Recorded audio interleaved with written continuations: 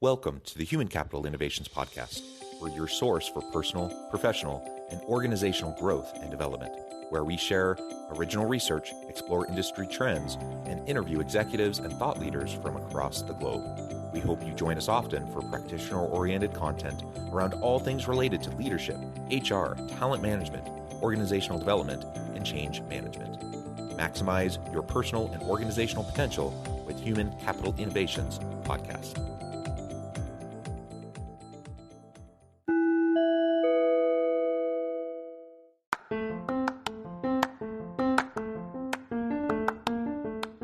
If you enjoy the Human Capital Innovations Podcast, enjoy ad-free listening by going to the Patreon page, and please consider contributing even at the producer or sponsorship level. And please leave a review. Thank you for your support.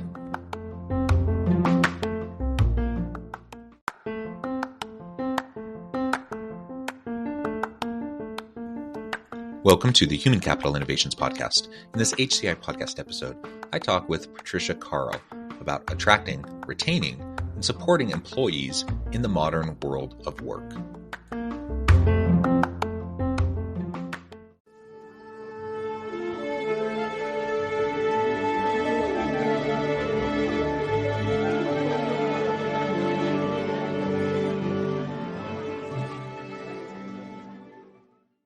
PHRca, welcome back to the Human Capital Innovations Podcast. Thank you so much. Thanks for having me again. It's a pleasure to be with you. It's been a hot minute since we last chatted. I think it was probably late summer, early fall of 2020. So we were in the throes of the pandemic.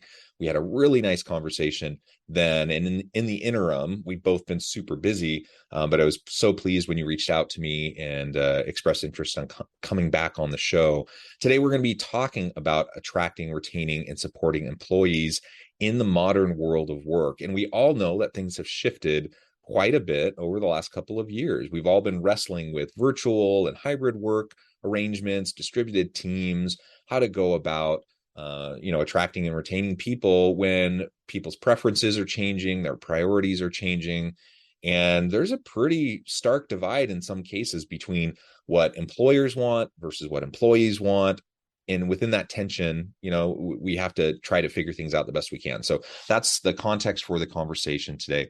As we get started, I wanted to share Patricia's bio with everybody. PHRca is the CEO of Highland Performance Solutions, a boutique women-owned organizational consulting firm. Her firm provides inventive solutions that solve a broad range of long-term strategic workforce challenges across the talent lifecycle and close specific gaps to address immediate business needs. With more than 20 years of organizational and talent leadership roles in leading public and private companies, Patty understands that the speed of business needs a strategic partner to build strong and evolving cultures and systems in which organizations can thrive. As mental health became a focus area for employees and employers during the pandemic, she realized that she has something special to offer when you combine her experience as a practicing therapist and passion for leadership development. She believes employees must feel valued and inspired to do their best work. I completely agree with that. Patty, it's a real pleasure to have you. Anything else you would like to share with me or my audience by way of your background or personal context before we dive on into the conversation further? Just that we have a team of consultants that do work across the employee life cycle. You gave a beautiful intro of the company, but to boil it down, we help organizations with all things people and culture. That's wonderful. And it's wonderful when we are surrounded with such a great team as you are. You can go in and do amazing work with organizations. All right, as we get started, let's frame up really a bit of a recap of where we've come these last couple years. Since early 2020, we experienced lockdown. So many organizations immediately had to shift almost on a dime. They had to turn and shift towards virtual work, or at least a proportion of their workforce had to shift to virtual or distributed team models. But in the interim, things have opened back up a little bit. People have gotten vaccinated. We have more health safety despite the pandemic and the COVID-19 remaining, an ever-present thing within society. Yet people have longed for getting back to work in many cases. Many employers certainly have wanted to get their teams back into the physical office space, where others have really leaned into this virtual or distributed model or some sort of hybrid variant. Tell us a little bit more about your perspective over these last couple of years, how things have evolved in your own consultancy and the work you do with your clients, and what some of the major pain points have been that you've seen in relation to attracting, retaining, and supporting employees during this challenging few-year period. Yeah, it has been. It's very different now than the first time we spoke in 2020. I think organizations have been through a lot of change, and I think there was this perspective at the time that we'll get through whatever we have to get through right now, and then we'll go back to normal, right? Whatever normal was. And I think we all know that's not the case, right? Somewhere along the way, the employee-employer contract shifted, and the talent market changed dramatically. I've never seen in my 25 years in HR, I've never seen a talent market quite like this. It seems like it's starting to normalize a bit, but it's been a really tough market for organizations to find and retain the talent that they need in order to achieve their objectives. It's still a buyer's market today. I think that organizations are still struggling a bit. And because of that, of those struggles, I think, employees are able to make some of the rules in ways that they certainly haven't been able to in the last, decade or two. Yeah, it really is, a tight labor market. Of course, we already were experiencing skills gaps in many industries and in many types of work pre-pandemic. But with the great resignation and the great reevaluation and really people voting with their feet to either go to different types of organizations, switch careers, switch jobs, or lean into the virtual work model or even the gig economy and just like changing their priorities altogether and doing something totally different. Like all of that's been happening over the last couple of years, which ultimately has resulted in a tight labor market. It's even harder than ever for organizations to get highly skilled people, particularly in STEM fields, in healthcare, and some of these types of areas. And so as we're wrestling with that and trying to get great people and not only get them, but keep them, hang on to them so they don't jump ship and go to the next offer, for better pay or more flexibility or whatever, that's just been an ongoing huge challenge. And we can't forget the power that employees have and the labor market has in general right now. So with all the things we're going to be talking about today, regardless of what employers want, regardless, if I'm the CEO or I'm an executive or I'm a manager and I want my team to do X, Y, or Z, that only goes so far because there's a lot of power and voice within the labor market right now. And I have a choice. I either try to force my vision of how work should function and how it should be designed onto my people and the people I'm trying to attract and retain, or I can listen to them and try to accommodate as much as possible, as much as reasonable, and be as flexible as possible to help it attract and retain good people. Yeah, and I think the interesting part of all of this is that there's been a lot of focus on how the pandemic changed people's perspectives, and I do believe that's true. I also believe that there were some macro trends already in flight pre-pandemic. I think there were some generational differences in the way that work is viewed, and how they sort of configure their lives to make work fit, instead of vice versa, maybe like some previous generations did, including mine. I'm a Gen Xer, and I think there's a different relationship with work, or has been, than what millennials and certainly Gen Z, as they enter the workforce, are expecting. And so Can I just double click on that really quick? Because I think that's Sure. a super, super important point. Now, we don't want to overgeneralize. Obviously, within generations, there are, everyone's individual. Everyone has their individual perspectives, their values, their priorities, whatever, right? Acknowledging that, with that caveat said, we do see some general generational trends, and you're absolutely right. With millennial and Gen Z, generally speaking, they want their work to work for them and to fit in with their life, not the other way around. And that's just the reality. Like, we just have to face the fact that they're not going to try to shove their life into a small box for work. They're just not. That's not their priorities. That's not what they desire, again, generally speaking. So again, if we can just acknowledge that, then we can move forward with strategies on how we're going to work with people that have that perspective, right?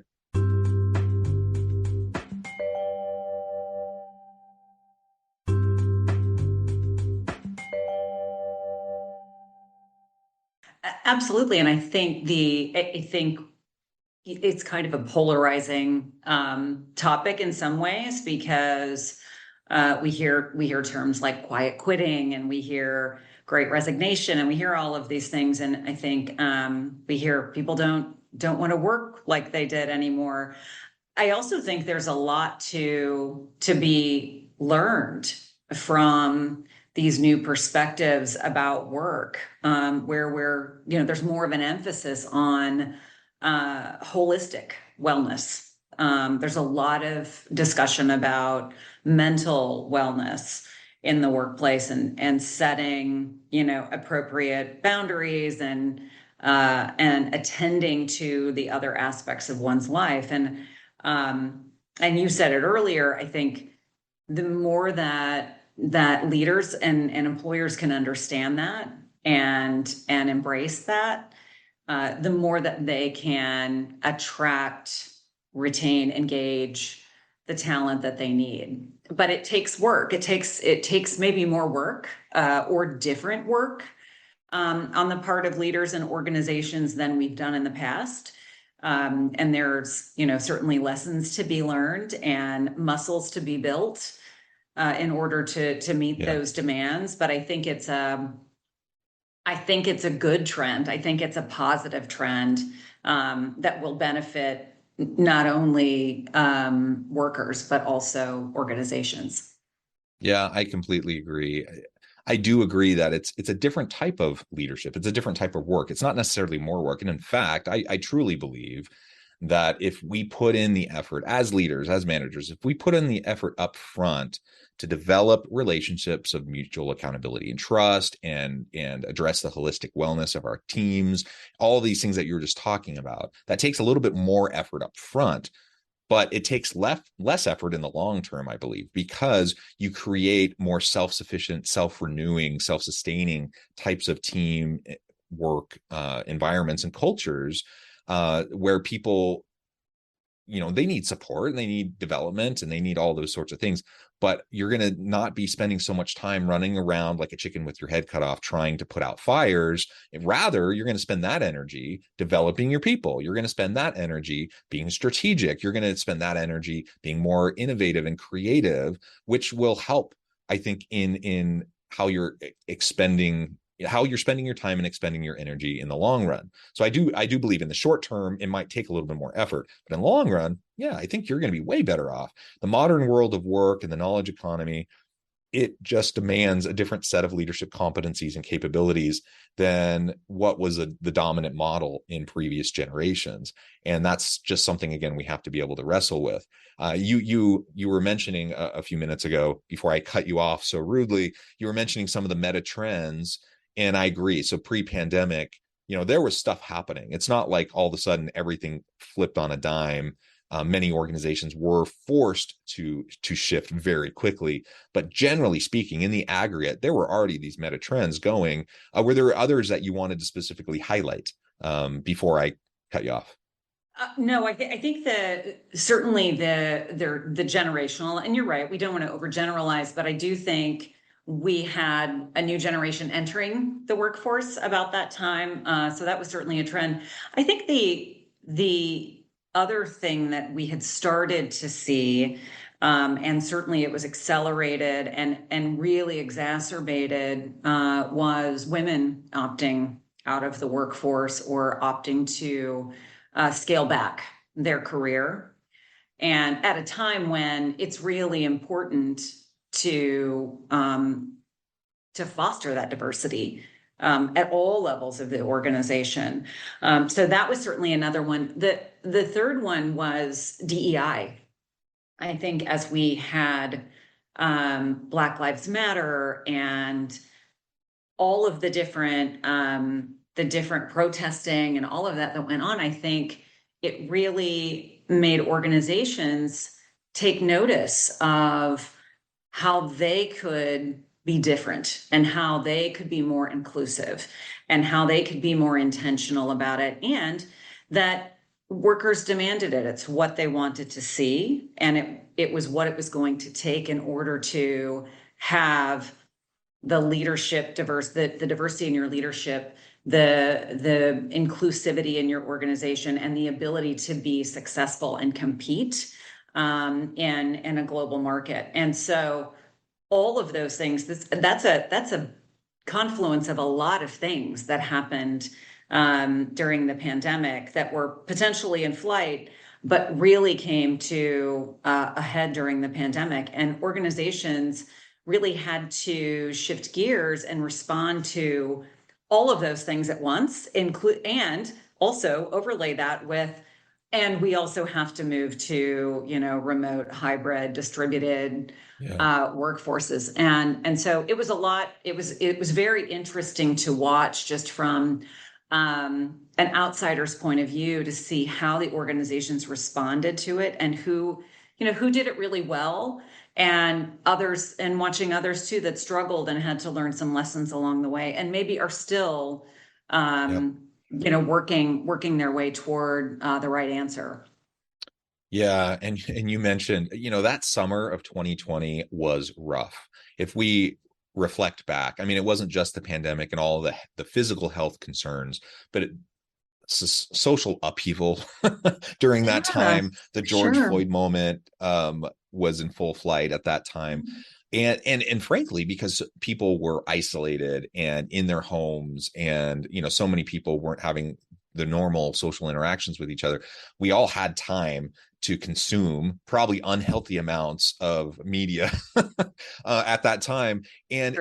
So people were paying attention. Like, people were really paying attention to the George Floyd incident and how horrific that was, and all of the ramifications of that, right? Which led to the protests and all the other things. So it was economic upheaval, it was social upheaval, it was health upheaval, and the shifting nature of work, all happening all at the same time over that summer into the fall, and etc. Man, it was a really rough time, and we can't overstate, I don't think, the impact that had on leaders and their people in their teams, and why that influenced things like the great reevaluation, or like you referred to a minute ago, quiet quitting. That is now something organizations are really wrestling with.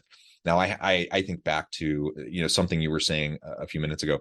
I'm like the Zennial generation, so I'm like that little in between Gen X and Millennial, born in the late 70s, 79, and so I really kind of resonate with both groups quite a bit. But I think about the frustrations I've had with models of work and leadership my entire career, and in many of those ways I resonate quite more with millennials, and when I hear things, like you said, it's polarizing. You're absolutely right. There are people with very, very strong opinions about things like the Great Resignation or quiet quitting and such. When I think about it, though, and someone says, "Oh, you're entitled. You young people are entitled. You just want to. You're not willing to put in the work that previous generations were, or whatever," and they list us off all these things. I mean, to an extent, that's true, I suppose, in the aggregate, but every generation has different shifting priorities. And in many ways, I think, certainly I'm biased, but certainly for me, I love how things have been shifting in recent years.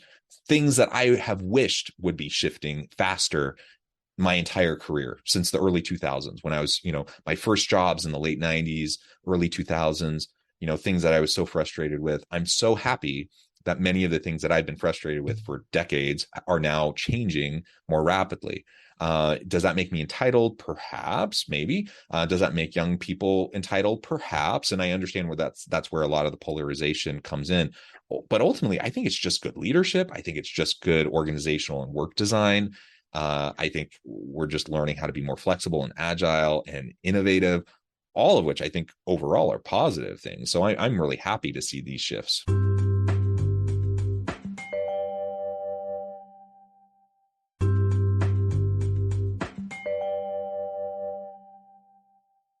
Yeah, and I think, as they say, right, there's only growth through challenge, right? And so I think it's just been a time of tremendous growth for organizations and hopefully for leaders to be able to do things in a different way.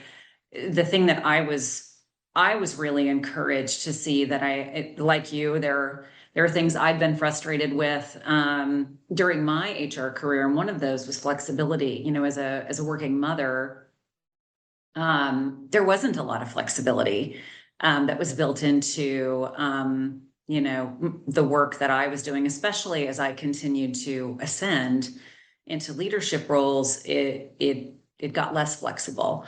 And so I always tried to bring that flexibility to my team. And if I was able to advocate for working from home or flex work, I always did. But it was typically a battle, right, within organizations, where the organizations would say things like, well, those jobs can't be done remotely. And until they were, right? And then everyone sort of proved out, the hypothesis that those jobs could be done remotely. And so now it's sort of placed some organizations on their heels a bit, because asking folks to come back when it's been working really well for a couple of years now. There's been it's been just one great big case study. I think there's work to be done with organizations on at least if not embracing remote work entirely, that there is a happy medium, and that the flexibility that folks are demanding and asking for will ultimately benefit them in terms of the talent they're able to secure and retain. And frankly, I just think you inspire people to be loyal to you when you give them, when you sort of in kind give them, your trust and your confidence that they can work remotely, and that you see them as a professional, and you're willing to allow them the flexibility to attend to the things in their lives that are important. I think you get that back in spades from your team members. I completely agree. I've done actually quite a bit of research on this point in terms of work flexibility for the last decade and a half. And certainly during the pandemic, we've seen shifts in preferences. But people have desired flexibility for a long time. And you highlighted, for example, working mothers. That's one subset, right, of people that have really benefited from more flexible work arrangements. And the question is, do the old models, are we required to maintain those old models?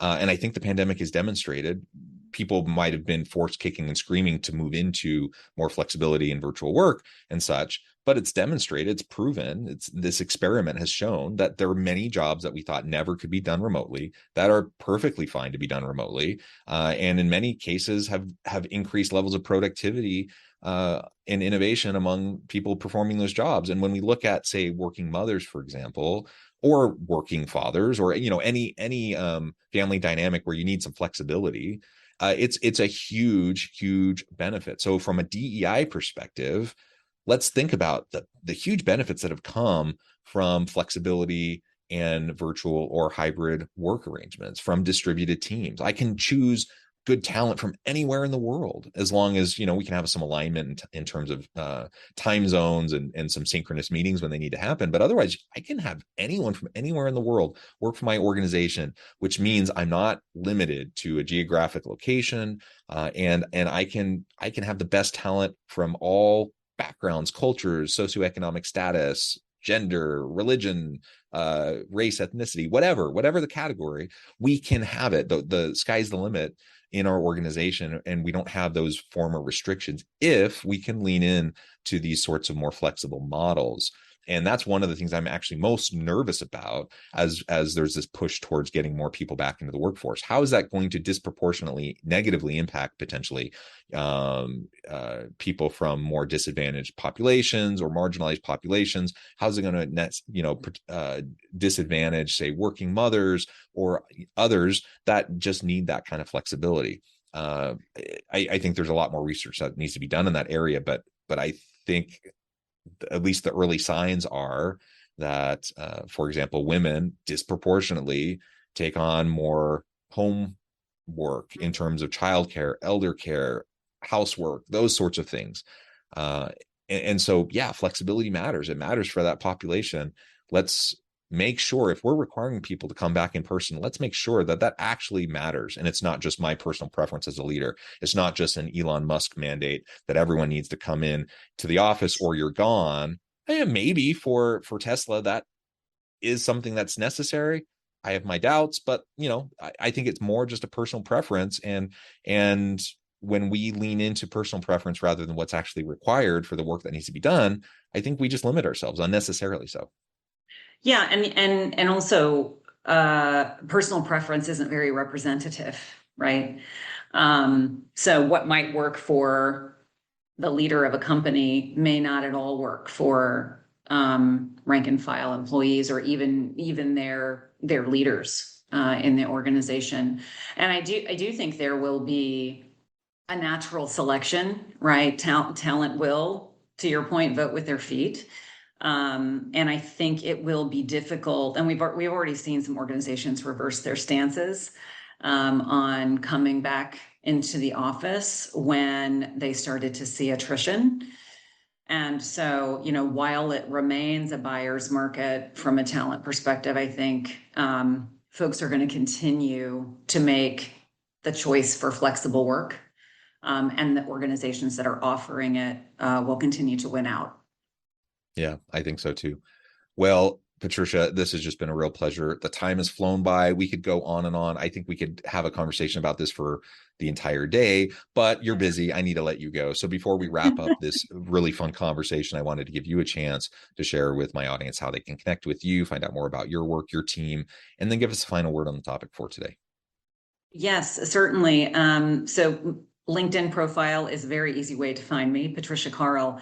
CARL, but also highlandperformancesolutions.com is our firm website, and it gives you an overview of all of the good work that the team does and how we can partner with organizations to make them successful.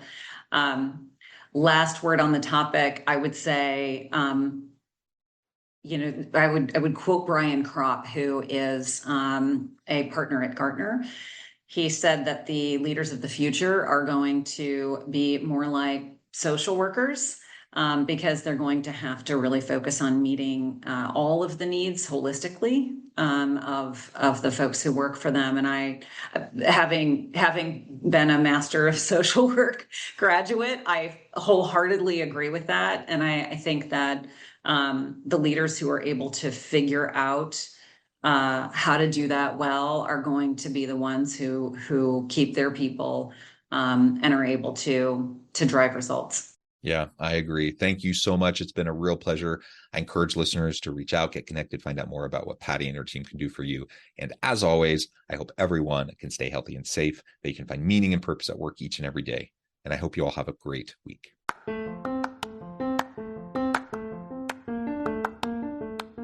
Do you enjoy the Human Capital Innovations podcast? Enjoy ad-free listening by going to the Patreon page, and please consider contributing even at the producer or sponsorship level. And please leave a review. Thank you for your support.